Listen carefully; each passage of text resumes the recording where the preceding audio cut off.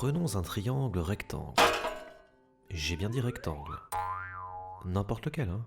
Grand, petit, moyen, penché, allongé, isocèle, tout ce que vous voulez. Tout ce que vous voulez, mais rectangle. Je veux prouver que l'égalité de Pythagore s'applique à n'importe quel triangle rectangle. Donc il faut que je choisisse n'importe quel triangle rectangle pour réfléchir.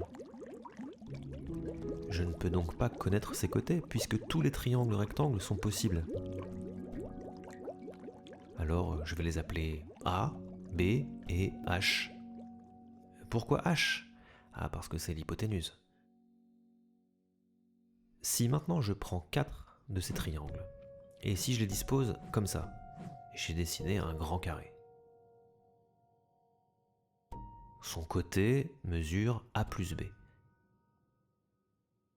Et à l'intérieur, il y a ce carré jaune qui, lui, a une aire donnée par la formule côté fois côté, c'est-à-dire H fois H, c'est-à-dire H carré.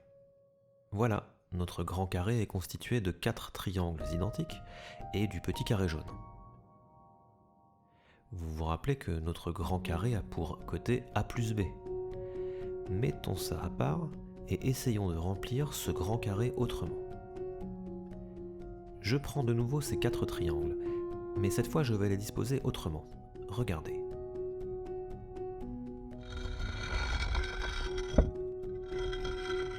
Nous avons toujours les 4 triangles de tout à l'heure. Le grand carré est bien le même que celui de gauche. Son côté est A plus B.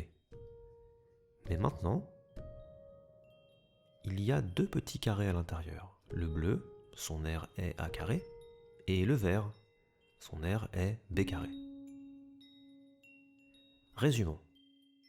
À gauche et à droite, les 2 grands carrés ont la même taille, ils sont égaux en surface. Puisque tous les triangles sont identiques, si je retire les 4 triangles à gauche et aussi les 4 triangles à droite, j'ai bien retiré la même surface des 2 côtés. Par conséquent, les surfaces restantes, celles-ci, sont encore égales.